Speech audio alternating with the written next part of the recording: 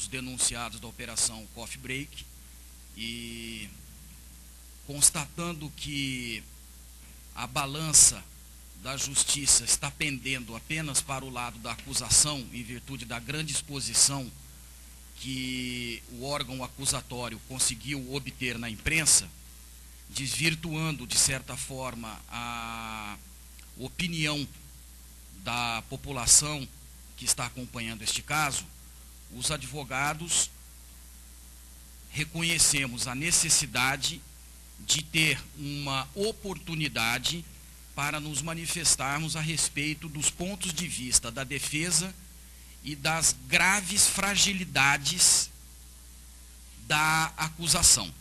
Então, nós, em primeiro lugar, agradecemos a presença de todos vocês. Estamos aqui defendendo não apenas pessoas, mas um valor, o valor da defesa, que às vezes as pessoas têm uma certa antipatia pela defesa até no dia que precisam dela. Quando precisam da defesa, aí as pessoas reconhecem o seu valor.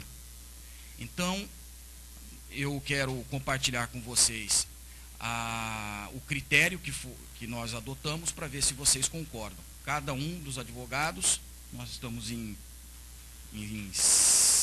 5, falaríamos 5 minutos e depois abriríamos para as perguntas, sem limitações. Pode ser? Então, eu vou começar dizendo que a denúncia apresentada pelo Procurador-Geral de Justiça, ela é frágil e tecnicamente imperfeita. Ela, na realidade, é fruto de uma leitura criminalizante de um embate político. Tanto isto é fato que os senhores e as senhoras podem observar que na acusação não há imputação do crime de lavagem de dinheiro. Nenhuma menção à lavagem de dinheiro. O que se insinua muito precariamente é a questão relacionada ao tráfico de cargos no embate que resultou na cassação do prefeito Alcides Bernal. Mas, se este é o critério, a questão relacionada aos cargos, a pergunta que a própria imprensa registrou e não foi respondida pelo Ministério Público é a seguinte: se para o Ministério Público é crime a questão relacionada à oferta de cargos para um ou outro objetivo político, o Campo Grande News, no dia 17 de dezembro de 2013, afirmou: Bernal deve voltar a usar a caneta para cooptar mais vereadores. No dia 20 de dezembro de 2013, o mesmo veículo afirmou: Bernal espera ganhar mais 2 vereadores com nomeações segunda-feira. No dia 23 de dezembro de 2013, o mesmo site: apoio do PDT a Bernal não influencia voto na processante, diz Paulo Pedra. Horas mais tarde, nova manchete: Bernal nomeia Dirceu Peters para a EMA e ganha apoio do PDT. No dia 27 de dezembro de 2013, a mesma revista eletrônica afirma: com nomeação na Getran, vereador diz que agora vota contra a cassação. No dia 30 de dezembro de 2013, o veículo de informação digital Top Media News afirma: após negociações, Bernal oficializa nomes de novos aliados na administração. No mesmo dia, Conjuntura Online reporta: Bernal começa a cumprir barganha nomeando aliados em cargos de confiança. No dia 12 de março de 2014, o site MS Notícias estampa: em busca de aliados, Bernal nomeia parente de vereador e suplente do PSD. No dia 16 de outubro de 2015, matéria do Campo Grande News: Pedra votou pela processante, mas mudou depois de conseguir cargo com Bernal. No dia 7 de dezembro de 2015, Top Media News: Bernal nomeia sobrinho de aliado para cargo de confiança na prefeitura.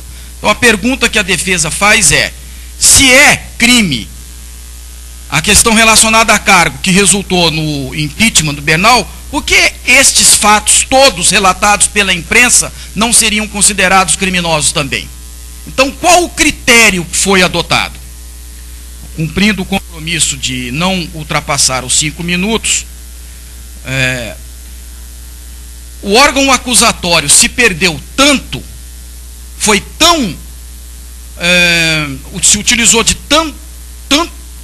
tantos critérios fluidos e sem juridicidade, que chegou a pedir o afastamento de vereadores só porque fizeram um contraponto a uma vereadora, no caso Luísa Ribeiro, no embate que se sucedeu ao impeachment do prefeito Bernal. Chiquinho Teles, Carla Stefanini, seus mandatos pelo Ministério Público deveriam ser suspensos 120 dias. Qual não foi a nossa surpresa? Que eles não foram nem denunciados. Ora, se não tinha nem indício, se não encontraram nem indício contra um vereador e outra vereadora, como é que o Ministério Público requer o afastamento por 120 dias? A base sobre a qual o órgão acusatório ofereceu a denúncia se relaciona ao depoimento de 2 políticos, Paulo Pedra e Luísa Ribeiro. Os 2 depoimentos confessadamente baseados em comentários por ouvir dizer. Está lá escrito, comentários por ouvir dizer. Então, o que se pergunta é, se comentários por ouvir dizer podem constituir uma acusação, então este mesmo critério pode até comprometer autoridades do Ministério Público Estadual nesta questão da carta anônima. Porque o site MediaMax também reportou que houve um depoimento de um assessor de um vereador, dando conta de que uma autoridade do Ministério Público Estadual estaria diretamente relacionada ao envio desta carta. Por ouvir dizer. Então, se o por ouvir dizer foi suficiente para denunciar precariamente todos estes envolvidos, por que o por ouvir dizer não é suficiente para comprometer a autoridade que tão performaticamente acusa? Bom, outras considerações eu vou deixar para fazer com as perguntas dos jornalistas que se fazem presentes. Então, a princípio, essa é a colocação que a defesa gostaria de fazer, sempre lembrando, todas as vezes que a acusação falar na imprensa, nós, advogados, vamos pedir o contraponto para a imprensa. Nós temos o direito, pela Constituição Federal, de estarmos na mesma linha, no mesmo patamar que a acusação. Se a acusação pela imprensa acusou, a defesa vai pedir a mesma oportunidade para a imprensa para se defender. Bom dia a todas e a todos. Eu sou o André Borges, advogado, e faço a defesa do vereador Otávio Tradi. Na defesa que nós apresentamos no tribunal, nós dissemos que a denúncia mais parece um panfleto político. A denúncia é inconsistente, é abusada, é absurda em relação ao meu cliente. Eu vou dar-lhes 2 exemplos. O vereador Otávio Tradi é acusado de ter vendido o voto quando da cassação de Alcides Bernal, à época do julgamento realizado pela Câmara de Vereadores. Para se acusar alguém de corrupção passiva, a denúncia obrigatoriamente tem que apresentar quando ocorreu essa venda e de que forma ela se realizou. O Procurador-Geral de Justiça, no momento em que a denúncia passa a ser mais específica, aponta o seguinte: esse é o único fato específico. 2, a bem da verdade. Primeiro, Otávio Tradi teria indicado várias pessoas do seu relacionamento para cargos de livre nomeação na prefeitura à época de Gilmar Olarte. Mas veja um absurdo: em momento algum, a denúncia, que está aí na internet, à disposição de todos, aponta quais seriam as pessoas indicadas por Otávio Tradi. Isso, pessoal, é um absurdo, é uma falha grave de uma acusação tão séria como esta. Segundo ponto, que é até o mais importante: A venda do voto desse vereador teria ocorrido mediante 6 depósitos localizados pelo Ministério Público, pelo GAECO, que fez a investigação, na conta bancária desse vereador. Isso é um tremendo de um absurdo, é uma acusação absolutamente ridícula. Por quê? Porque esses 6 depósitos facilmente foram localizados na Câmara de Vereadores e são verbas indenizatórias pagas pela Câmara a todos os seus vereadores. Por que o GAECO não mandou um simples ofício à Câmara de Vereadores? Por que o GAECO não mandou um ofício de um parágrafo ao então investigado, perguntando a origem desses depósitos que foram localizados? Gente, acusar um político, jovem, no caso do meu cliente, de corrupção, é algo gravíssimo. Esse tipo de acusação, para ser minimamente decente, tem que vir acompanhada de elemento concreto.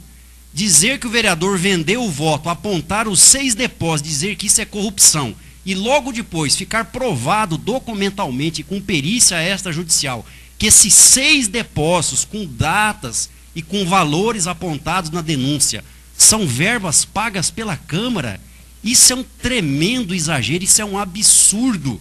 Por isso que a defesa requereu ao tribunal, que logo adiante irá se reunir para tomar uma decisão, e quando essa denúncia for rejeitada, o vereador Otávio Tradi buscará a reparação de dano moral contra os responsáveis por essa absurda denúncia criminal. Obrigado, pessoal. Bom dia a todos. Eu sou o advogado René Silfe. Defendo neste processo o ex-governador André Puccinelli, os vereadores Mário César, Paulo Silfe e Edil Albuquerque. Eu, na defesa do ex-governador André Puccinelli, citei uma frase que é do Bertold Brecht, que diz o seguinte: que tempos são esses que temos que defender o óbvio?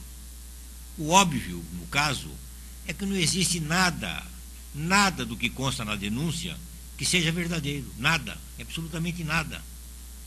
Só para se ter uma ideia, eles localizam um depósito na conta do vereador Edil de 4.000 e poucos reais e uns centavos, como origem de um depósito não identificado.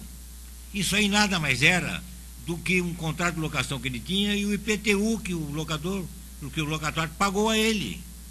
Eles não tiveram o mínimo cuidado de jogar o nome de todos os denunciados na vala comum, como se fossem criminosos. E a denúncia, na realidade, é uma denúncia pesada. Ela é abusiva, ela é facciosa, ela é inverídica, ela não tem nada, ela não tem suporte, O que ocorreu, na realidade, e eu acho que é isso que ocorreu, é que eles pegaram estas provas que eram da lama asfáltica no que tange essas gravações, e o então promotor Marcos Alex começou achando que ele tinha ali descoberto o ovo de Colombo e fez uma denúncia sem pé nem cabeça. Tanto é que o relatório que ele fez não foi aceito pelo então procurador Humberto Brites, que renegou esse relatório, determinando que ele fizesse novas averiguações. Tanto é que o procurador Humberto Brites não assinou a denúncia, não ofereceu a denúncia. Então, o que é que eles fizeram? Para prestigiar o promotor, essa é a realidade, e não deixar mal o Ministério Público, pegaram este elefante, esse monstro, sem pé nem cabeça, e jogaram no colo do Judiciário. Na realidade, é isso que aconteceu. Não existe prova nenhuma deste processo contra os denunciados. Não existe nem associação criminosa, nem corrupção ativa, nem corrupção passiva. Se esse raciocínio for verdadeiro, vingar esse raciocínio, o nosso Procurador-Geral da República teria que denunciar o Michel Temer, porque antes do processo de impeachment da presidente Dilma, ele já tinha se reunido com Meirelles, com Jucá, com GDL, com todo mundo, para formar o seu ministério. Então, a denúncia é oca, a denúncia é vazia, a denúncia é nada. Bom dia a todos, meu nome é Rodrigo Dalpiaz Dias, eu advogo para os vereadores Carlão e Chocolate e o ex-vereador Alceu Bueno.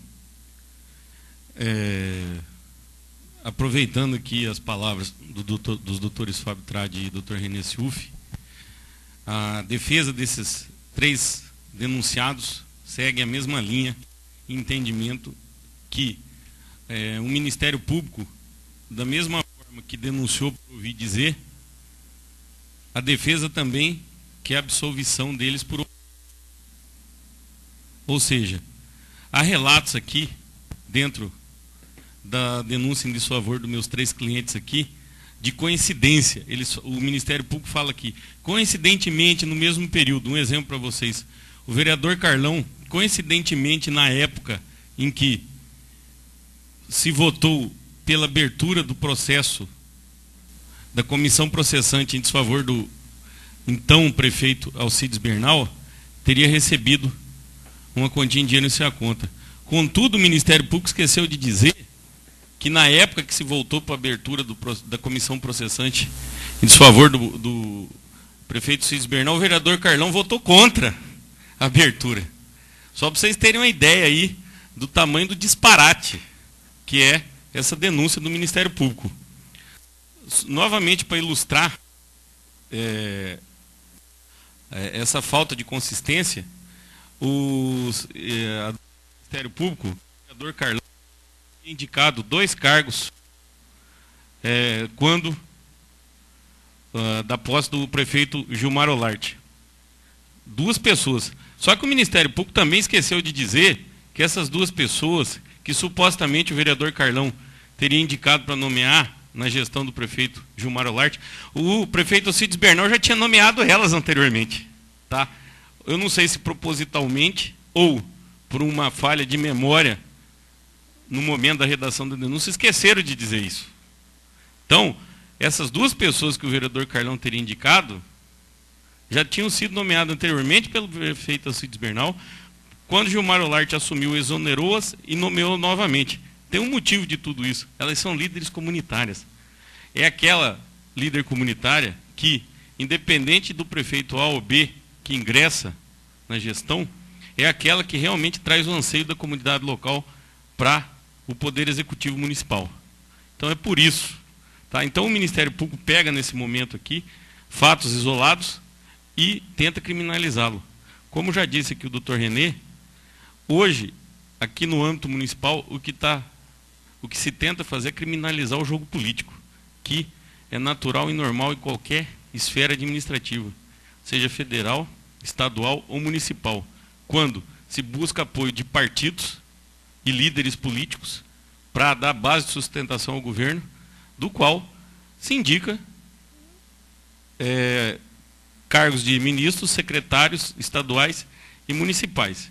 Então, para não me alongar aqui na minha fala, esses são alguns pontos que está na denúncia, com certeza a maioria dos jornalistas aqui presentes já tiveram acesso, e a defesa contrapõe. Em relação, de uma maneira muito breve, ao vereador Chocolate e ao ex-vereador Alceu Bueno, o vereador Chocolate diz que recebeu dinheiro para caçar Alcides Bernal.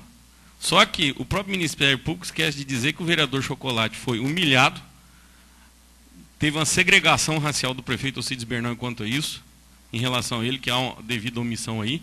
Vereador Chocolate foi chamado de burro e expulso do PP. Aí querem dizer que ele recebeu dinheiro para votar pela cassação do Alcides Bernal. Alguém quer chamar de burro em público, expulso do partido, precisa receber dinheiro para votar contra a pessoa que o fez? Uma mera indagação aí para reflexão. O vereador Alceu Bueno diz que a empresa dele teria recebido dinheiro da empresa do senhor João Alberto Amorim Proteco. Só para trazer ao conhecimento de todos aqui, o senhor Alceu Bueno ele tem uma empresa que vende material para construção, areia, pedra e tudo isso. E, até onde todos sabemos, o senhor João Amorim tem uma empresa construtora, empreiteira. Muito assustaria se o Alceu Bueno vendesse material hospitalar e o João Amorim, dono de uma construtora, fosse comprar isso dele. Tá? Agradecendo a todos, estamos à disposição.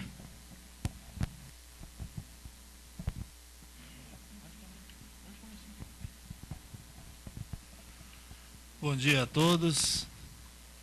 Acho que a grande maioria já nos conhece. Jair Zambuja, advogado de Gilmar Antunes Olarte, e nesse caso também da Operação Coffee Break, de Luiz Pedro Gomes Guimarães. Ambos denunciados da forma como já foi exposta aqui. Uma denúncia, uma acusação que peca não somente pela técnica, pela falta de técnica, ou como se diz no meio forense, não é exatamente um primor de técnica, mas também por ser materialmente infundada e absolutamente deturbada em relação à finalidade não só de uma acusação penal, mas também da própria função institucional do Ministério Público. É necessário dizer aqui, além do que já foi dito, que a assim denominada Operação Coffee Break representou, na verdade, um golpe que foi aplicado ao município, à cidade de Campo Grande. Campo Grande sofre, até hoje, os efeitos deletérios de ter sido feita e orquestrada uma ação para se retirar o prefeito, então, legitimamente ocupante do cargo, e, nas palavras do próprio Tribunal de Justiça, em decisão recente, do prefeito de Campo Grande, que é Gilmar Antunes Olarte, por força da cassação do impeachment do prefeito anterior, Alcides Bernal, foi feito e orquestrada uma ação para a retirada dele do cargo e para minimizar ou tentar anular os efeitos de um processo legítimo de cassação levado a efeito no ano de 2013 e início de 2014 pela Câmara Municipal de Campo Grande. Nós precisamos alertar, e é necessário que a imprensa perceba o que aconteceu em agosto de 2015, porque a cidade de Campo Grande até hoje sofre esses efeitos, e isso foi um atentado, e é um atentado que hoje se verifica numa denúncia sem provas, sem elementos fáticos, sem nenhum ponto material substancial, tá?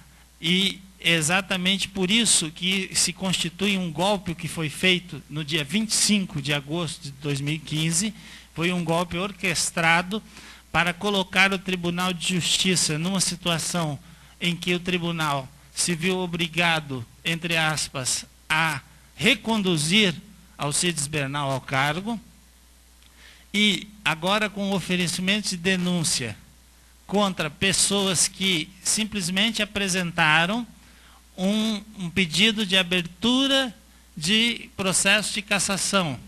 Um dos meus clientes, Luiz Pedro Gomes Guimarães, e o outro, que não é meu cliente, mas que assinou com ele, Raimundo Nonato, isso coloca em risco a democracia e o processo democrático no Brasil.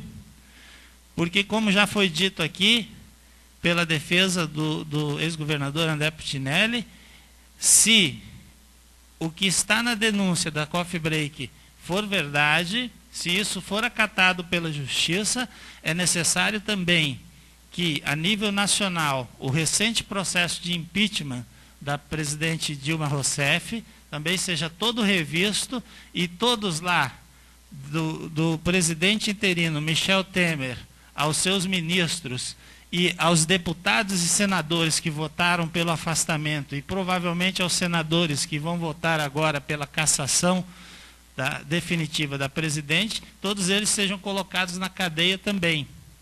Por quê? Porque a partir do momento em que você denuncia e criminaliza sem nenhum elemento, isso que é importante dizer, sem nenhum elemento de prova, uma pessoa que protocola na Câmara Municipal, que protocola na Câmara dos Deputados um pedido de impeachment, você inibe a população de exercer o seu direito de democracia. Quem, a partir do instante em que ocorre uma denúncia dessa, quem vai ter coragem de protocolar um pedido de impeachment contra um prefeito numa cidade do interior, contra um governador, contra um presidente da República? Para quê? Para depois você ser acusado sem nenhum elemento de associação criminosa? E o que é pior, de associação criminosa sem dizer qual é o crime que ele cometeu. E vou falar aqui especificamente em relação a Luiz Pedro Gomes Guimarães, um dos meus clientes, que ele é denunciado por associação criminosa, mas não se diz qual é o crime que ele cometeu. Se de corrupção, se de corrupção passiva, se de corrupção ativa, ou se ele concorreu sequer para um desses crimes. Então, nem vou entrar nesse aspecto técnico, porque eu já disse que a denúncia, infelizmente, não é exatamente um primor de técnica, muito pelo contrário. Mas é importante dizer aqui que o aspecto político que ronda e permeia a Operação Coffee Break precisa ser destacado, porque sem elementos nenhum, sem provas, se anulou de maneira indireta um processo legítimo que foi levado a efeito pela Câmara Municipal de Campo Grande. E em 4 decisões, 2 do STJ e 2 do Supremo Tribunal Federal, foi afirmada a legitimidade desse procedimento. Inclusive, numa das decisões, o próprio STJ afirmou expressamente que a Câmara Municipal estava legitimamente exercendo o seu direito de fiscalização dentro da lei. E se não havia motivo para cassação, por que dos 2, pelo menos dos 2, dos fatos pelos quais houve a cassação, o Ministério Público Federal denunciou o ex-prefeito, o prefeito temporariamente reconduzido ao cargo, Alcides Bernal, lá na Justiça Federal, e ele responde a 2 ações de improbidade administrativa na Justiça Federal por 2 fatos que foram motivos de sua cassação. Então, dizer que a cassação foi uma trama entre pessoas, entre vereadores, empresários e políticos para afastar o prefeito do cargo é uma mentira, é uma acusação que o Ministério Público não encontra um elemento sequer. E, o que é pior, infelizmente, conseguiram, desde agosto de 2015, colocar a capital de Mato Grosso do Sul na situação em que ela está hoje, com o caos completo na administração, com uma administração que se esvai dia a dia, sem apoio mínimo político da própria Câmara Municipal, sem apoio político do governo estadual e sem apoio político, inclusive, do governo federal. É importante dizer isso porque a população não pode ser enganada, e não pode ser enganada por uma ação como essa, sem qualquer base de fato para fazer a operação. Bom dia a todos, meu nome é César Maxud e sou advogado de Nelson Trade Filho. O Ministério Público denunciou meu cliente, como o doutor acabou de dizer, que aconteceu com o cliente dele, no artigo 288 do Código Penal, associação criminosa. Associação criminosa é a união de 3 ou mais pessoas para o fim específico de cometer crime. Ponto. Qual o crime? O Ministério Público não disse. Não há qualquer elemento objetivo franqueador da indicação de atitude ilícita. Esperava-se que a postura do Ministério Público, ao oferecer a denúncia, decorresse da imparcialidade responsável e consequente, devidamente e robustamente provada, não deixando se levar por falácias que rastejam no solo maledicente do ouvir dizer. Meu cliente aparece dentre as 365 páginas da denúncia em apenas 2. E por que ele aparece? Porque disse para o vereador Flávio César fazer um parecer jurídico com juristas renomados. Pois bem, se o parecer é jurídico, ele está embasado na lei. Se ele está embasado na lei, não há crime. nulla pena sine legem, nulla crime sine legem. Não há crime sem estar previsto em lei. Não há pena se não está previsto em lei. Partindo da premissa do Ministério Público em denunciar vagamente todas essas pessoas em associação criminosa por terem impeachmentado o prefeito Alcides Bernal, teria que o Ministério Público Federal, como disse o nobre colega, denunciar os 367 deputados que votaram a favor do impeachment da Dilma. Essa é uma situação insustentável, essa denúncia está vaga, não tem elementos objetivos para poder acusar uma pessoa assim. Uma denúncia desse porte não é brincadeira, influi na família, influi na vida pessoal de cada um desses elementos. Eu queria dizer que o meu cliente não tem nada a ver com essa situação e que a justiça seja feita e essa denúncia seja rejeitada. Muito obrigado. Bom, agora a palavra é de vocês, fiquem à vontade para fazer os questionamentos, da mesma forma como vocês fizeram com o Procurador-Geral de Justiça quando ele ofereceu a denúncia.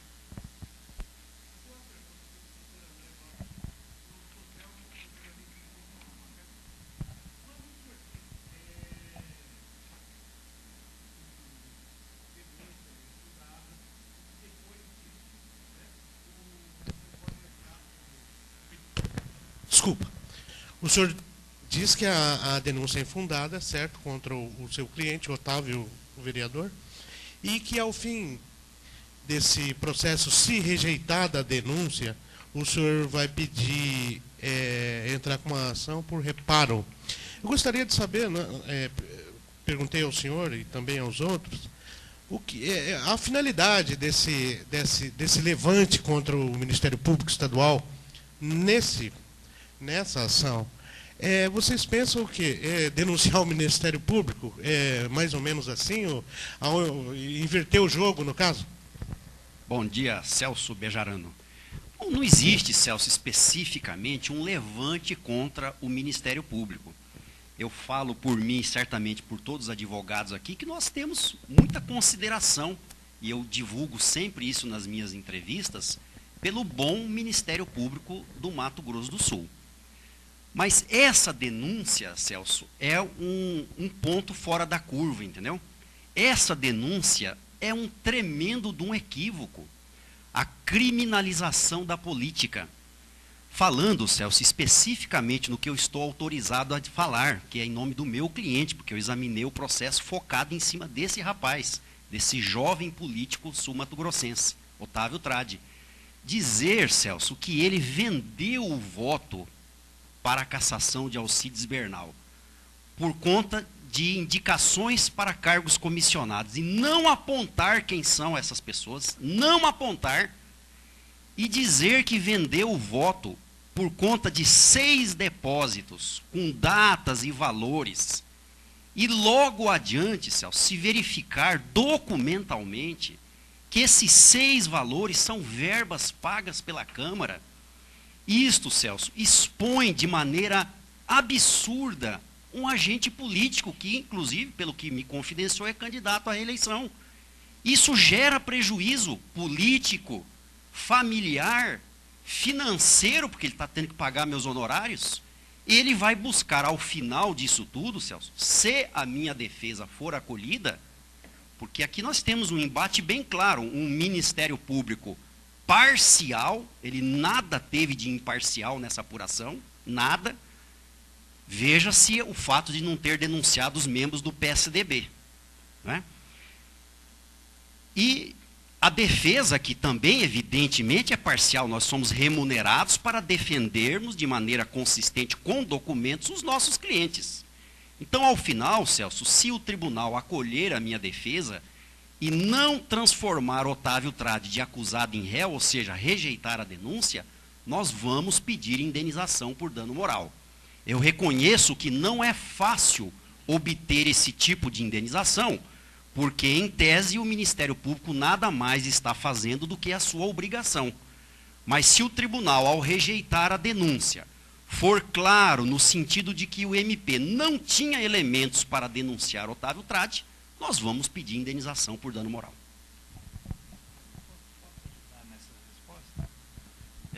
Só complementando, Celso, essa questão de processar o Ministério Público.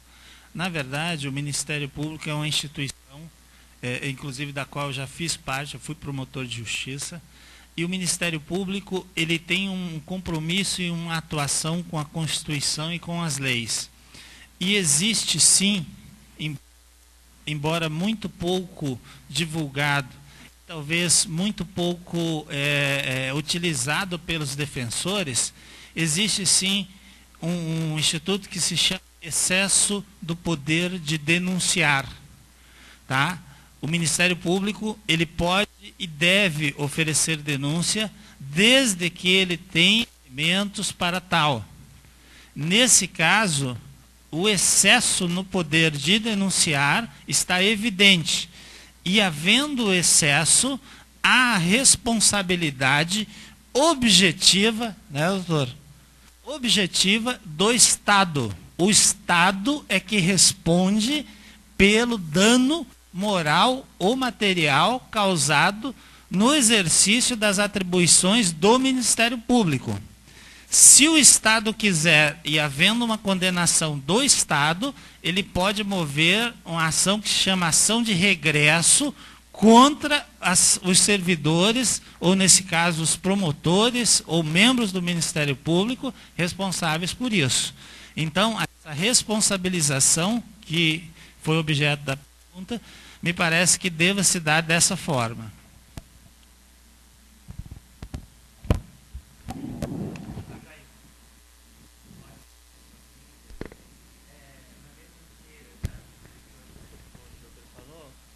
O senhor, o seu cliente, né, o ex-prefeito aí, Gilmário Larte, foi uma das pessoas que acabou sendo mais prejudicado porque saiu do cargo, né? O senhor também já estuda, ao final desse processo, desse procedimento, estuda entrar com uma ação também de dano moral igual ou não? Na verdade, respondendo, o Gilmário Larte foi uma das pessoas mais prejudicadas e ainda o está sendo, porque, por absurdo que pareça, ele foi afastado do cargo e até hoje, o desembargador responsável pela decisão de afastamento não determinou que fosse pago o salário dele, seja de prefeito, que é a afirmação que esse desembargador faz repetidamente no seu despacho, seja na condição de vice-prefeito, já que o ex-prefeito cassado está temporariamente reconduzido ao cargo. De qualquer forma, ele, como uma das pessoas mais prejudicadas, que chegou a ser preso temporariamente por 5 dias, também sem qualquer motivo, chegou a ser preso, com certeza irá providenciar a devida reparação ao seu tempo. Bom dia, meu nome é Neila, eu sou do SBT, eu tenho 2 perguntas para fazer. A primeira, eu vou direcionar ao Dr. Fábio Tradi, porque o Dr. André Borges já falou de ação, o Dr. Jair também já falou.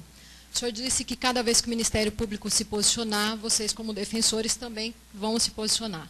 Além disso, que ações concretas vocês vão fazer nesse momento? Existe a possibilidade de pedir ao Ministério Público que se apresentem provas, de que forma essas provas seriam apresentadas? E a segunda pergunta, eu já deixo adiantar, para passar o microfone, eu vou perguntar para o doutor René Ciufi, para o doutor André Borges, que já disse que o Otávio Tradi é candidato, e para o doutor Maxud, que é defensor do Nelsinho. Que impacto isso traz nas próximas eleições, considerando que o PMDB recuou de apresentar um candidato e apostavam-se muitas fichas, tanto no Nelsinho quanto no doutor André Putinelli. E o senhor já falou que o seu candidato, que o seu cliente também é candidato. Essas 2 perguntas, por favor. Bom, eu preciso, em primeiro lugar, dizer a todos que o meu cliente, o vereador Ayrton Saraiva, que à época, era o líder da oposição ao prefeito Alcides Bernal. Portanto, se ele votasse contra a cassação, aí sim seria razão de suspeita. Não é? Nenhuma prova, como foi bem dito aqui pelos colegas, consistente, apta a justificar uma denúncia criminal, foi anexada aos autos. Tanto não foi que o Ministério Público não requereu o afastamento de nenhum vereador. Tanto não foi que o Ministério Público não requereu o cerceamento de liberdade de nenhum vereador.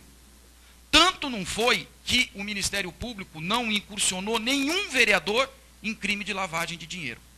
Não há questão relacionada a dinheiro ilícito na denúncia.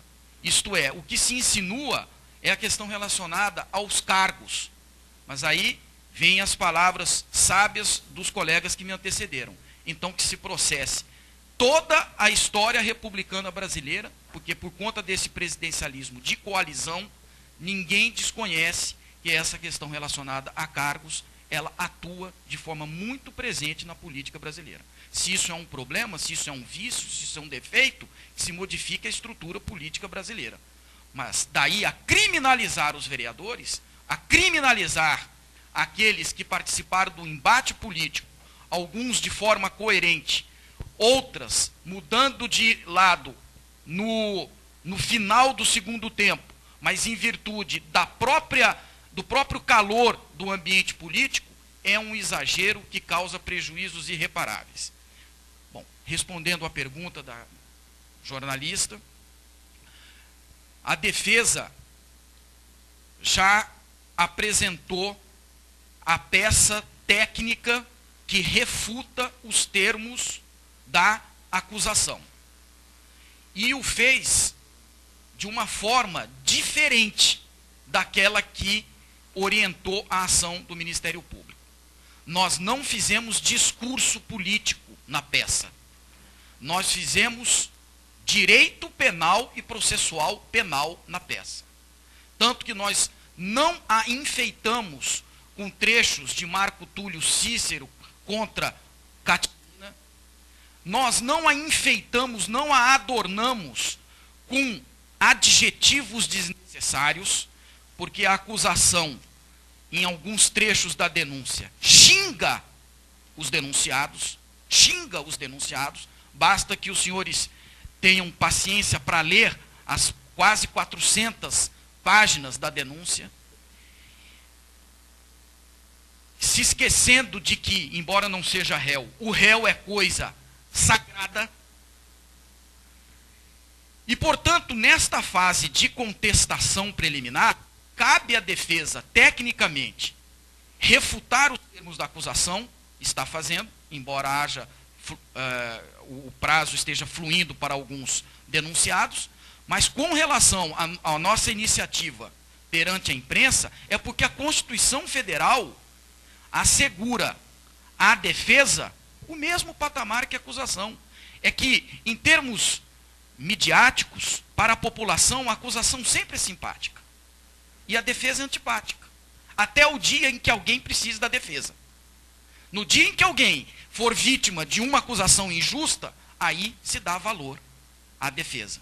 E nós vamos, todas as vezes que o procurador-geral se manifestar desta forma adjetiva, desta forma, às vezes, pejorativa, contra os nossos constituintes, vamos, sim, nos utilizar do preceito constitucional que nos assegura paridade de força e confiar na isenção e na imparcialidade dos órgãos de imprensa do Mato Grosso do Sul para promover a nossa manifestação. A jornalista gostaria de saber do prejuízo. Eu comparo essa denúncia, na realidade, com um verdadeiro crime contra a honra. Eu comparo isso. O prejuízo é inegável, que ele está aí colocado de forma clara. Eu comparo isso a você subir num prédio com um travesseiro de penas e abrir esse travesseiro lá em cima. Ninguém consegue reunir essas penas mais. E, como disse o doutor Fábio, A defesa, em certo momento, ela é antipática, porque esta denúncia, usando uma expressão popular, está jogando para a torcida. A realidade é isto, colocando a sociedade contra os vereadores. E me veio aqui agora um trecho de Mayakovsky, um poeta russo, que dizia o seguinte: ontem levaram um judeu. Eu não sou judeu, isso não me interessa. Ontem de ontem levaram um russo. Eu não sou russo, não me interessa. Depois vieram e levaram um negro. Mas eu não sou negro, isso não me atinge. Agora estão batendo na minha porta e não tem ninguém para me defender. Então, o prejuízo causado por essa denúncia a todos os vereadores e aos ex-prefeitos e ao ex-governador, isso é inegável, que esse prejuízo é latente. E uma coisa estranha que é isso: o ex-prefeito Nelson Trade Filho não foi sequer ouvido nesse inquérito.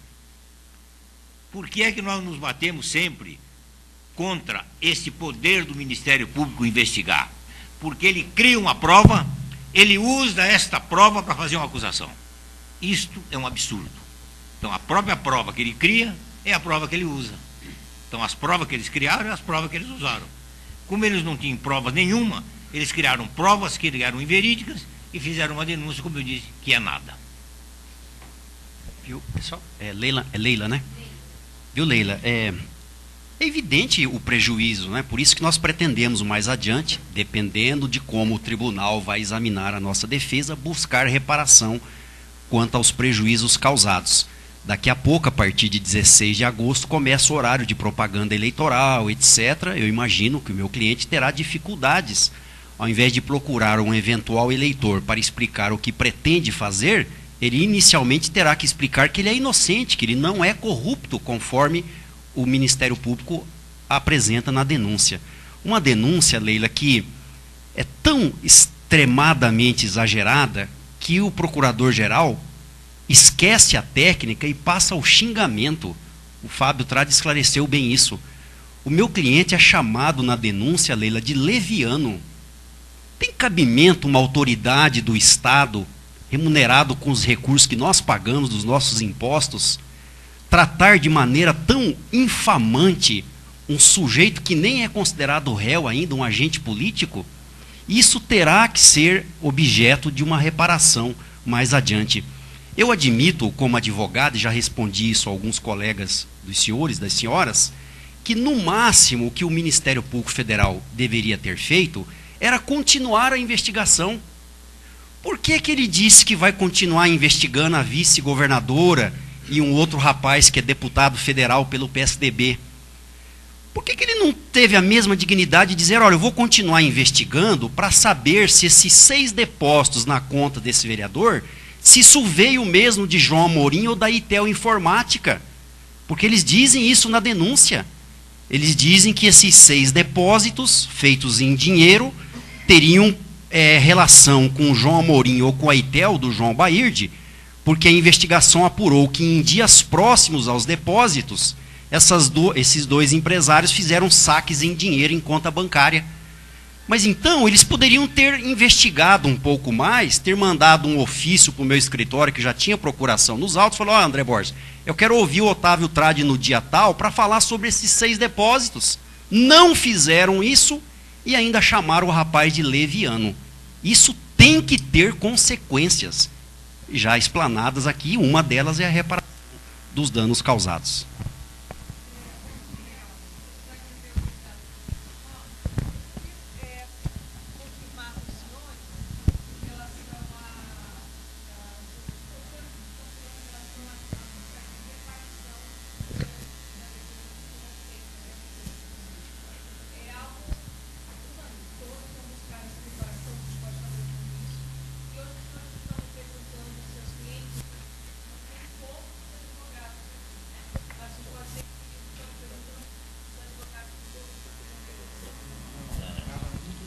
Vamos lá.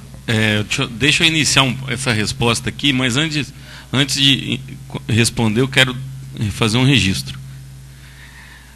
Há de ser dito algo que há uma diferença diferença muito grande entre o julgamento jurídico, judicial e o julgamento político. Tá? O senhor prefeito, hoje reconduzido em Campo Grande hoje vive uma aberração jurídica. A gente tem um prefeito legitimamente afastado e um prefeito cassado no cargo por determinação judicial. Então, a gente tem um monstro jurídico. Nós não temos um Estado democrático de direito, vamos dizer assim, em exercício em Campo Grande.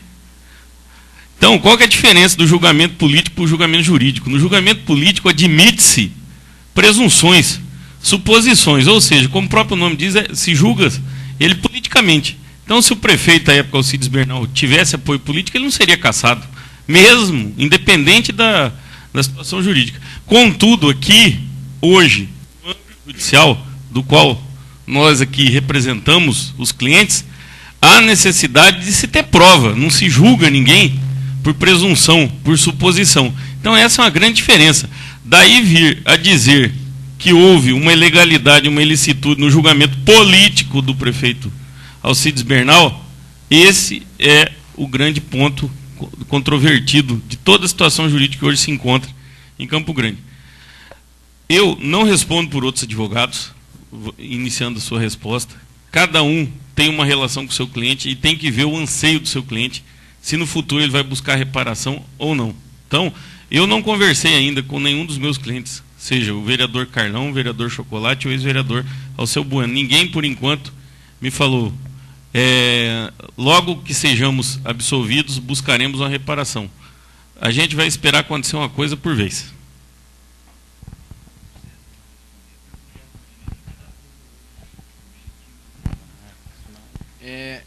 Respondendo a Neila a pergunta a respeito do Nelson Trade Filho, antes eu gostaria de dizer que o Ministério Público se confundiu um pouquinho ante as funções do Poder Legislativo. Porque é função do Poder Legislativo legislar, representar o povo, legitimar os atos do Executivo e fiscalizar o Executivo. Voltando à pergunta do Nelsinho, Neila, o dano é igual a um tiro de revólver, uma bala que é desferida. Ela não volta. Mas o que a gente espera é que esse tiro sofrido cicatrize logo e que mais rapidamente Nelsinho se recupere e volte a trabalhar pelo povo campograndense e sul-mato-grossense. Não conversamos sobre política, ingresso ou não na campanha agora. Mas vamos ficar com suspense. Bom dia, Ricardo Melo da TV Morena. Eu queria fazer duas perguntas também.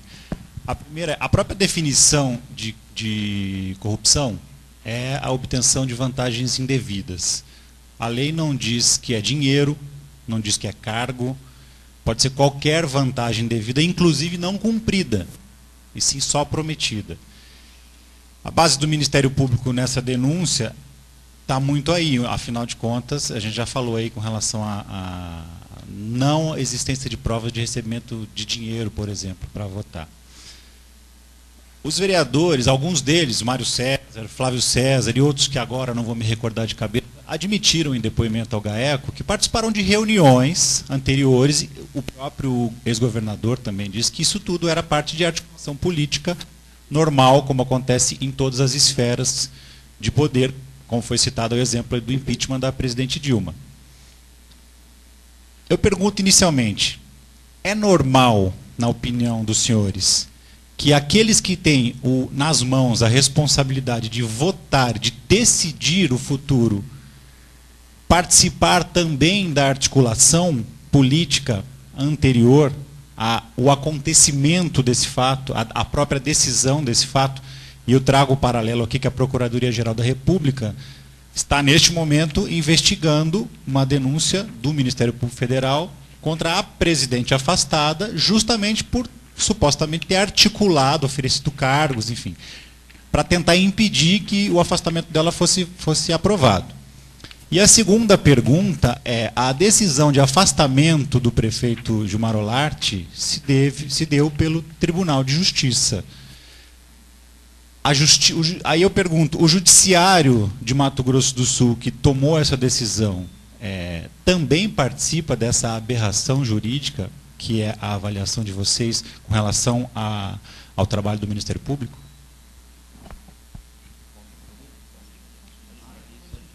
Eu vou responder a primeira pergunta, com relação ao Gilmar Olarte, e eu deixar com o advogado dele. O julgamento que diz respeito à cassação ou não, ele não é um julgamento exclusivamente jurídico. Ele é um julgamento de natureza política. Eu vou aqui, Ricardo, ler para você um trecho de uma obra do ex-ministro Paulo Brossard, que é uma obra clássica sobre o impeachment, em que ele, de forma taxativa, disseca a natureza jurídica do julgamento do impeachment. Ele diz o seguinte: é natural que do julgamento político prolatado por uma corporação política em virtude de causas políticas, ao cabo de um processo político instaurado sobre considerações de conveniência política, não haja intromissão do Poder Judiciário. Embora o julgamento político não exclua o julgamento jurídico, antes ele vai além dos limites deste.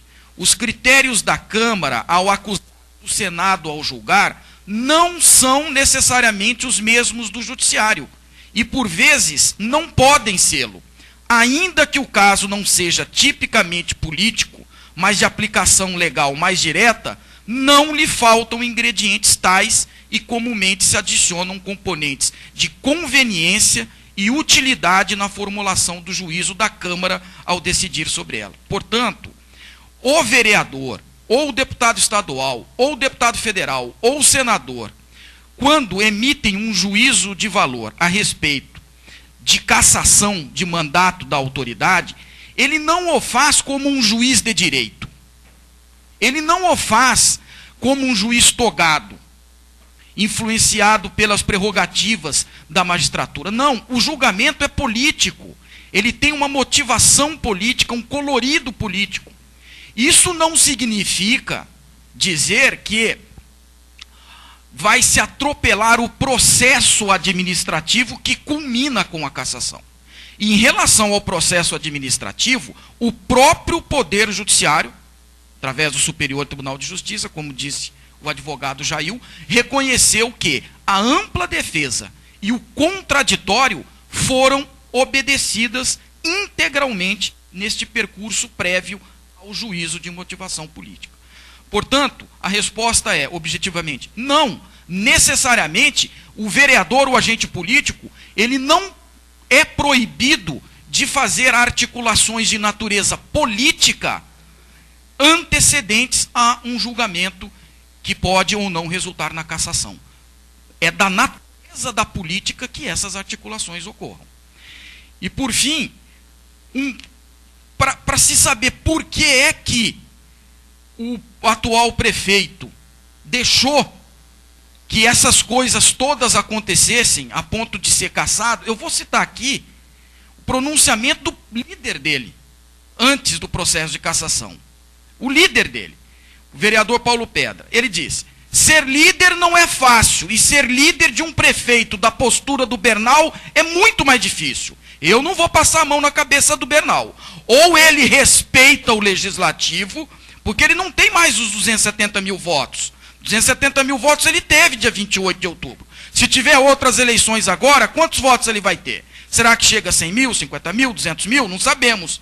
Aí o político tem que ter humildade para fazer articulação política. Campo Grande não está bem, e daqui a pouco Campo Grande vai estar numa UTI se nós, o Poder Legislativo, não tomarmos esse cuidado. O próprio líder do prefeito expressando a sua dificuldade política de lidar com o Poder Legislativo. Foi o que aconteceu com Collor e, de certa forma, o que aconteceu com a presidente afastada Dilma. Culminou, através do desrespeito ao Poder Legislativo, na sua cassação.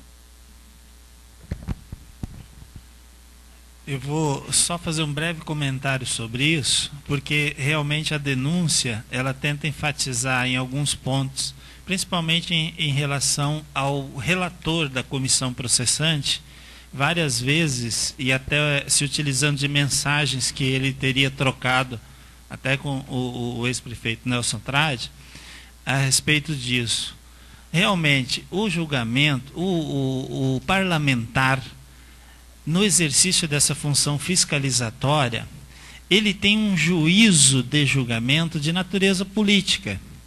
O que uma comissão processante tem de observar é o devido processo legal. Ela tem de assegurar ao denunciado perante o Poder Legislativo o direito a contraditório e ampla defesa.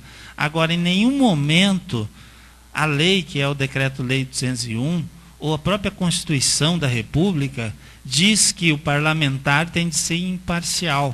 Parlamentar não é imparcial, parlamentar é parcial porque é político. Tá? Então, quando o Ministério Público coloca ali que os vereadores, porque eles iriam julgar um processo de impeachment, eles tinham de ter a postura de um juiz, isso é um verdadeiro absurdo e demonstra até uma ignorância sobre as funções dos poderes no âmbito da República Federativa do Brasil. Voltando àquela questão que o senhor colocou a respeito de se o Poder Judiciário está participando daquilo que eu chamei no ano passado de um golpe judicial. Tá? O que acontece aí? O Poder Judiciário não é que participa, o Poder Judiciário proferiu decisões equivocadas a partir de argumentos sem embasamento do Ministério Público Estadual. É isso que aconteceu. E eu vou citar aqui porque eu convivi com isso passo a passo e porque também conhecemos o outro processo que deu origem a esse, que é a lama asfáltica. A decisão de afastamento do Gilmar Olarte da Prefeitura, a decisão de condução, um absurdo conduzir 9 vereadores para prestar depoimento, serem conduzidos, que até hoje, e eu disse que a Câmara Municipal deveria ter reagido e deve reagir em relação a isso, porque isso é um absurdo, você conduzir 9 vereadores para prestar depoimento, vereadores que não tinham sequer sido notificados a prestar depoimento. Essa decisão de afastamento do então presidente da Câmara, Mário César, do prefeito Gilmar Olarte, de condução de 9 vereadores e de apreensão, busca e apreensão dos seus aparelhos celulares, ela é do dia 20 de agosto de 2015. No dia 20 de agosto de 2015, os mandados foram entregues ao GAECO. O GAECO segura esses mandados do dia 20 de agosto até o dia 25 de agosto, os deixa para cumprir no dia 25 de agosto, às 6 horas da manhã. Por quê? Porque no dia 25 de agosto, às 14 horas, estava marcado o julgamento do agravo de instrumento contra a decisão que havia se reconduzido o então prefeito Alcides Bernal no dia 15 de maio de 2014. Tá? Então, quando o tribunal, a primeira Câmara Civil do tribunal se reúne às 14 horas, qual é o quadro que ela encontra de julgamento? Ela encontra 9 vereadores conduzidos à sede do GAECO, de uma maneira absurda, violenta, arbitrária, tá? Sem qualquer motivo para serem conduzidos. Ela encontra a capital do Estado com o prefeito afastado, Gilmar Olarte, com o presidente da Câmara afastado, e ela tem de decidir o que ela vai fazer. Então eu digo o seguinte, que naquele dia, a primeira Câmara do Tribunal de Justiça, ela foi encurralada. Ela tinha de dar uma decisão, e acabou, infelizmente, optando pela pior decisão, que foi a recondução do Alcides Bernal. Então, nesse ponto, e respondendo a essa pergunta, eu acho que o Poder Judiciário tomou decisões equivocadas, porque foi levado e induzido por uma situação que não precisava ser dessa forma. Tá? Nós não estamos dizendo, e acho que isso é unânime aqui, que o Ministério Público não deveria investigar. Quer investigar? Tem e deve investigar. Mas faça isso de uma maneira correta, observando o que deve ser observado. não de uma maneira seletiva, tá? Eu acho que o principal defeito dessa denúncia, além dela não ter prova, é que ela é seletiva. E o Ministério Público não pode ser seletivo. O Ministério Público, toda vez que encontra uma conduta em que há indício de uma ação criminosa, ele deve investigar. Não importa a pessoa e não importa o fato. Contudo, nesse caso aí, ele foi muito seletivo. E não pode ser dessa forma. Tá? Então, em relação a essa questão de como as decisões judiciais foram tomadas, elas foram tomadas de maneira equivocada, atendendo a essa seletividade. E vou dizer aqui um ponto principal de seletividade que o Ministério Público fez na denúncia. A denúncia se baseia, grande parte dela, no depoimento do guarda municipal Fabiano Neves. O depoimento que ele prestou em setembro de 2015, lá na sede do GAECO. Porém, é de conhecimento da própria imprensa, tá? Que o próprio Fabiano veio já em janeiro desse ano e prestou um outro depoimento ao próprio GAECO, no qual ele desmente aquele depoimento e diz que o depoimento que ele prestou em 2015 foi a pedido de determinadas pessoas interessadas politicamente. O que o Ministério Público fez com isso? Nada. Ele baseia a denúncia naquele depoimento anterior, ignorando o depoimento que o próprio Fabiano prestou esse ano e no qual ele desmente aquele depoimento anterior. Então, do que nós estamos tratando aqui? De uma acusação séria, fundada, ou de uma acusação direcionada e seletiva? Ricardo, só para complementar, especificamente quanto à denúncia da Coffee Break, porque o Dr. Jair ele tem uma atuação mais ampla, que o trabalho dele envolve um aspecto maior, né? Acho que a maioria dos outros advogados aqui, como é o meu caso, nós estamos focando especificamente na Coffee Break, que é objeto até dessa coletiva aqui. A conduta do Tribunal de Justiça, no caso, é capitaneada pelo desembargador Bonassini, tem sido exemplar, como a imprensa divulga. 2 exemplos de vários que eu poderia dar. Lá atrás, a época que Marcos Alex conduzia a investigação no GAECO, ele negou o pedido da defesa de juntar documentação bancária. Essa mesma documentação bancária que o MP apurou muito mal para dizer que tem corrupção. O que fez o desembargador Bonassini? Deu uma liminar, a pedido de um advogado que não está presente aqui, determinando que o GAECO acolhesse essa documentação, que foi acolhida e que depois não foi examinada no momento da denúncia. Decisão do Dr. Bonassini. Segundo o fato de ontem, que a mídia está repercutindo ainda hoje, um dos advogados requereu ao desembargador Bonassini, noticiando que parte das mídias, das transcrições de documentos citados da denúncia, não estão no processo digitalizado. O desembargador Bonassini suspendeu o andamento do processo, deu novo prazo para a defesa e determinou que o procurador-geral apresente a documentação. Ontem o procurador-geral já apresentou uma petição, já soltou uma nota no site da instituição, dizendo que houve equívoco da justiça porque essa documentação teria sido entregue em papel. Então, nos próximos dias, Ricardo, o desembargador Bonassini vai despachar para dizer quem é que está com a razão. Uma demonstração, que eu estou aqui reafirmando, de que, no meu entendimento, eu acho que é também de todos que estão aqui, especificamente contra a Coffee Break, a conduta do Tribunal de Justiça tem sido irrepreensível. E nós estimamos que continue sendo assim, para culminar num julgamento mais adiante, rejeitando essa denúncia. Queria só fazer um esclarecimento, que quando o Ministério Público formula uma denúncia, e nos moldes que ela foi formulada, e por ela ser regida por uma lei própria, é papel do tribunal, do relator, receber e mandar notificar. Então, isso é tranquilo. Com referência ao depoimento do Fabiano, que teria se baseado a denúncia, ele foi ouvido novamente no GAECO, foi ouvido o advogado Antônio Trindade, e ele desmentiu tudo. Sabe o que ocorreu com esse processo? O Ministério Público pediu arquivamento. Esse processo hoje encontra-se arquivado, é o PIC 02/2016. Seguindo o que o doutor René falou, eu, advogado dos 3 que represento, já requeri cópia desse PIC 02/2016. Aí eu coloco aqui para a imprensa fazer um questionamento, caso entenda pertinente, ao GAECO, por que foi arquivado esse PIC 02/2016, quando o senhor Fabiano Oliveira Neves vai lá e desmente tudinho o que ele falou, que baseou essa denúncia do qual nós aqui estamos concedendo essa entrevista a vocês. Mais um? Tudo bem? Danilo Galvão, Jornal Estado. A minha pergunta é bem direta, eu vou fazer ela primeiro, depois eu contextualizo.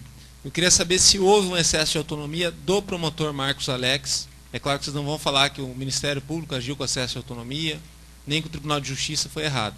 Mas dele em si, até porque a própria investigação ela começa a partir de ilações, se teve ou não teve cassação, e até alguns dos acusados, né, dentro do relatório, eles são colocados nessa situação posterior ao evento. Né? Como que alguém acorda um evento posterior ao evento? Não tem lógica nisso. E também a questão também muito ilógica de se imputar a alguém enriquecimento ilícito ou lavagem de dinheiro a partir de depósito que a própria Câmara fez, alguns vereadores, ou cheques que pertencem à vida pessoal deles, privada, né, de negócio que os vereadores têm. Não são erros grotescos para uma investigação que durou quase um ano?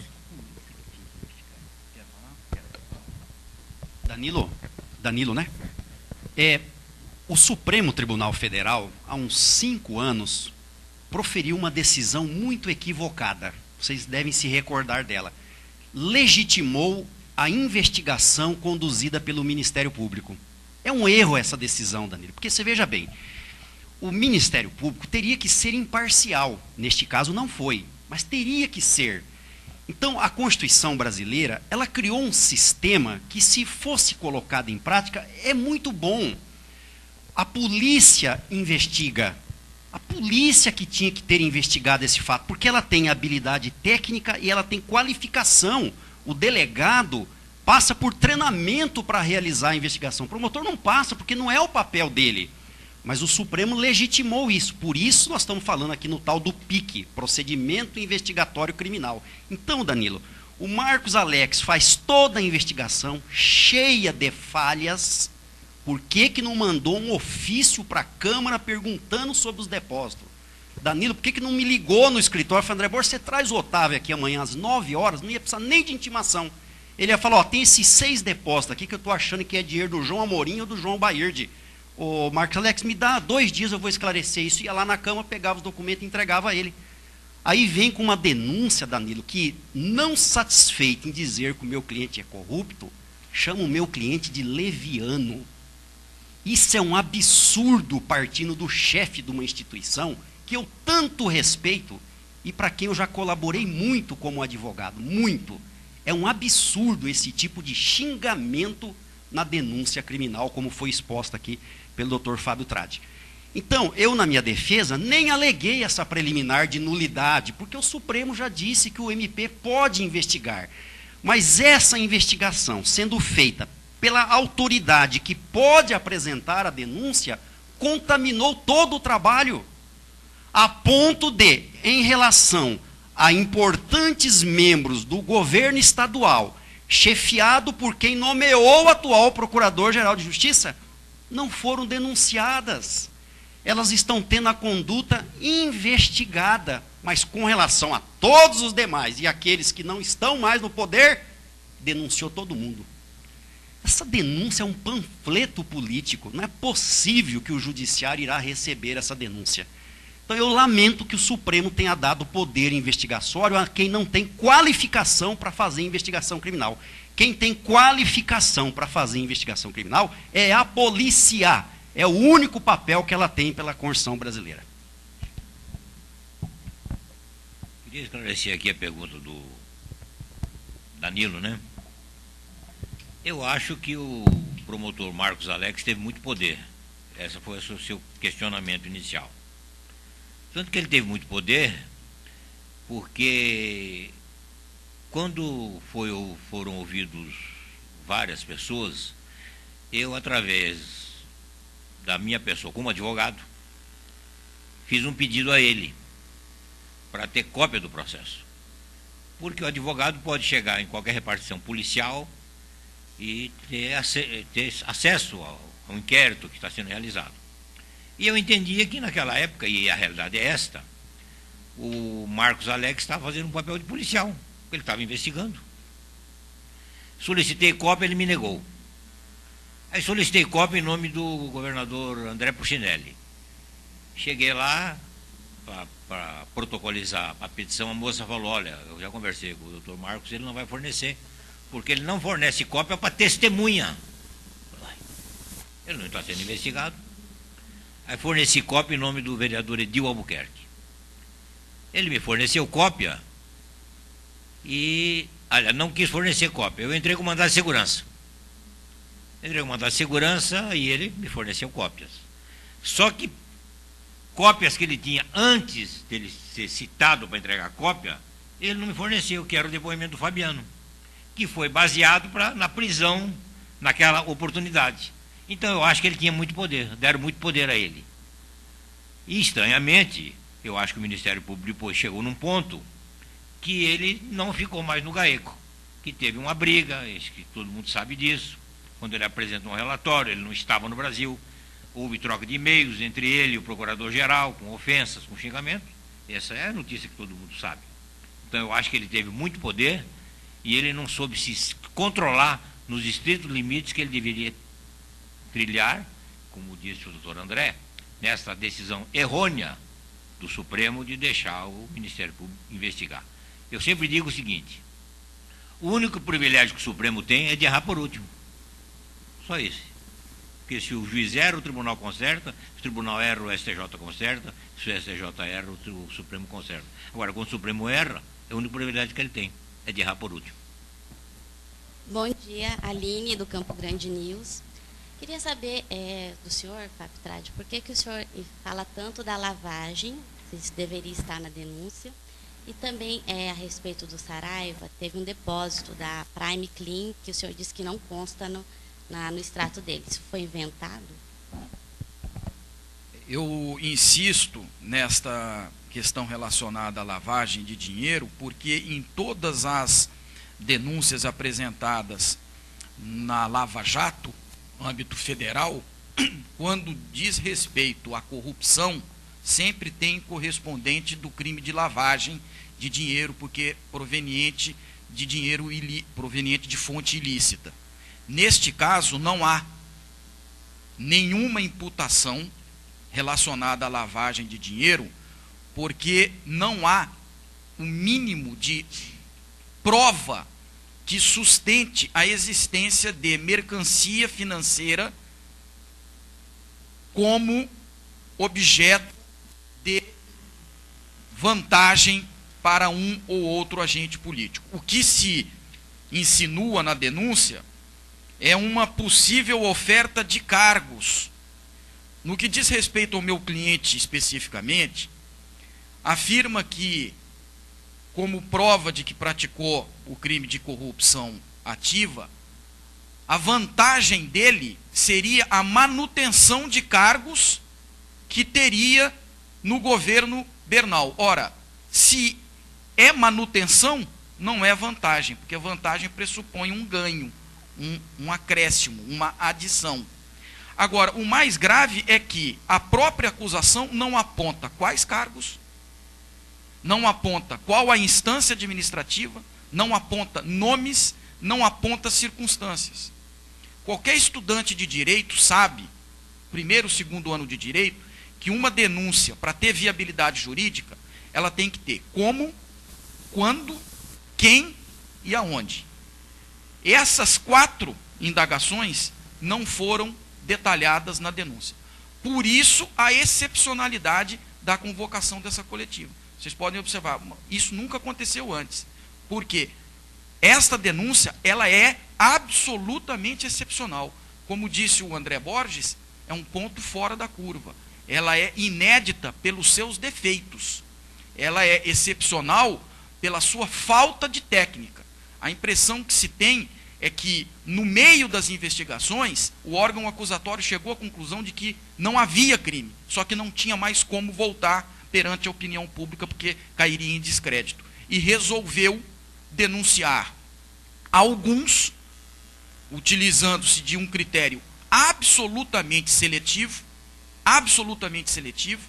e o mais grave, os que não foram denunciados, vocês da imprensa podem investigar. Todos eles têm alguma ligação, ou com a autoridade do Ministério Público, ou com a autoridade do Poder Executivo, ou com a autoridade do Poder Legislativo. Todos. Alguma ligação tem. E, coincidentemente, foram excluídos da denúncia. Coincidentemente, foram excluídos da denúncia. Nós não entendemos qual o critério que foi utilizado. Qual foi o critério para incluir um e excluir outro. E... Na Prime Clean, depósito, a defesa diz que não há nenhum depósito desta empresa na conta do cliente Ayrton Saraiva. Todos documentados, inclusive a imputação que nós reputamos absurda é de que houve depósito no valor de R$13 mil ao longo de um ano, de forma dividida em sua conta, e foi comprovado através de contratos e recibos e a declaração de imposto de renda que provinha de contrato de aluguel que ele, como locador, recebe. Agora para o doutor Jair. Eu vou só complementar, dizer a respeito dessa questão, já que você perguntou a respeito de lavagem de dinheiro e por que o doutor Fábio insiste nessa questão. Eu, pessoalmente, advogo em 2 casos da Lava Jato também, tá? Em processo perante o Supremo Tribunal Federal, e lá nós observamos exatamente isso. Todas as denúncias que o Procurador-Geral da República oferece na Operação Lava Jato, a partir do instante em que ele classifica como corrupção passiva, imediatamente e na mesma denúncia ele coloca a lavagem de dinheiro, porque seria a etapa seguinte dessa acusação. O que o doutor Fábio chama atenção aqui, acho que os colegas advogados também chamaram atenção, é exatamente que a denúncia da Coffee Break, por ela não ter uma base fática, não ter prova, ela não tem como fazer uma acusação de lavagem de dinheiro. Então ela fica troncha, ela fica pela metade. Tá? O que demonstra, mais uma vez, a sua fragilidade e até a sua temeridade em relação a essa circunstância. Tá?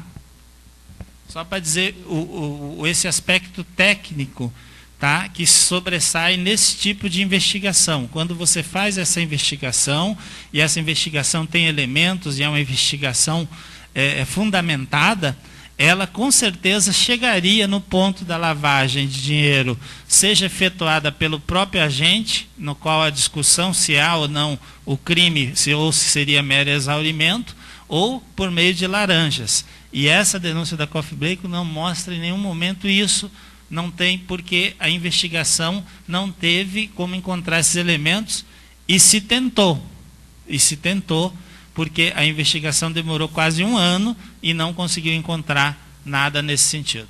Posso reiterar, por favor, porque a minha pergunta estava sendo respondida e fizeram outra pergunta. Como que confundem o depósito da Câmara Municipal? Então, isso foi observado nessa denúncia, e eu vou falar uma coisa importante aqui a respeito disso. A partir do instante em que o Ministério Público, inclusive pelo seu chefe, é importante dizer isso, que é o Procurador-Geral de Justiça, ele coloca numa denúncia um fato, dizendo que um depósito foi feito por uma empresa na conta de um denunciado, e isso não é verdadeiro, isso é uma acusação falsa. Tá? Inclusive, deve ser objeto, na minha visão, até processualmente falando, de um incidente de falsidade dentro do processo. Tá? Em relação aos clientes que eu represento, não teve essa acusação. Vou dizer isso, que é Gilmar Olarte e Luiz Pedro, a denúncia não fala em nenhum momento de depósito nas contas deles. Tá? Mas eu observei que em relação a outros denunciados, o Ministério Público fala isso e algumas defesas que foram apresentadas já provaram que esses depósitos têm outras origens.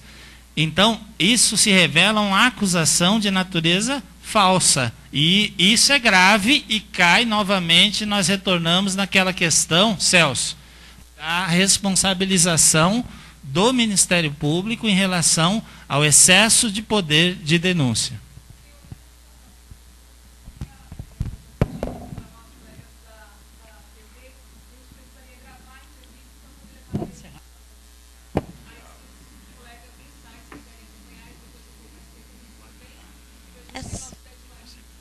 Eu só queria fazer mais uma. Será que nós já podíamos ir para o encerramento, se tiver alguma, né? Mais uma ou duas? Rapidinho, então. Tá. Nós também temos outros compromissos. É o seguinte, acho que essa vai ser talvez de interesse para todos, né? Os senhores falaram do Marcos Alex, né? Inclusive houve muito poder dado a ele, né? Acabou tendo muito destaque, né? Mídia, e hoje ocupa um cargo mais elevado dentro do Ministério Público. Mas o que eu quero saber é o seguinte, paralelamente a esse caso, alguns dos clientes dos senhores, por acaso, já moveu alguma ação contra o Marcos Alex ou não? Eu fiz uma representação aqui contra ele por sonegação de provas, porque ele tinha uma determinação da autoridade judicial, que era o desembargador Carlos Contar, para me fornecer cópia de todo o procedimento, e ele não forneceu. Fiz uma representação contra ele, a corregedoria entendeu que ele não sonegou, o conselho daqui entendeu que ele não sonegou, e o Conselho Nacional do Ministério Público também entendeu que ele não sonegou. Isso é um fato muito estranho, que eu entrei com um recurso no Conselho num dia, no outro dia já tinha decisão a favor dele. Meio estranho isso. A Justiça, o Ministério Público, eu acho que nesse ponto exagerou no espírito de corporação. Mais uma pergunta, Aline? Eu queria saber do Dr. Jair, o Olarte não foi localizado até então para apresentar a defesa, nem o outro cliente do senhor. Se vai ser apresentado e se houve algum sumiço de prova. Não é uma questão de se apresentar. Na verdade, quando o oficial de justiça foi procurá-lo lá, ele estava viajando, inclusive essa semana também ele está viajando. Então, quando o oficial de justiça foi procurá-lo, ele estava viajando, tá? Ele está à disposição, como sempre esteve à disposição, e ele não tem de se apresentar porque não tem mandado de prisão contra ele. Isso, nós vamos, já até conversei na Secretaria do Tribunal, que assim que ele retornar de viagem, ele vai tomar ciência na Secretaria do Tribunal, sem necessidade de oficial de justiça precisar notificá-lo. Agradeço a presença de todos, apenas ressaltando, todas as vezes que o Ministério Público falar na imprensa, nós vamos pedir oportunidade para falar também. Obrigado.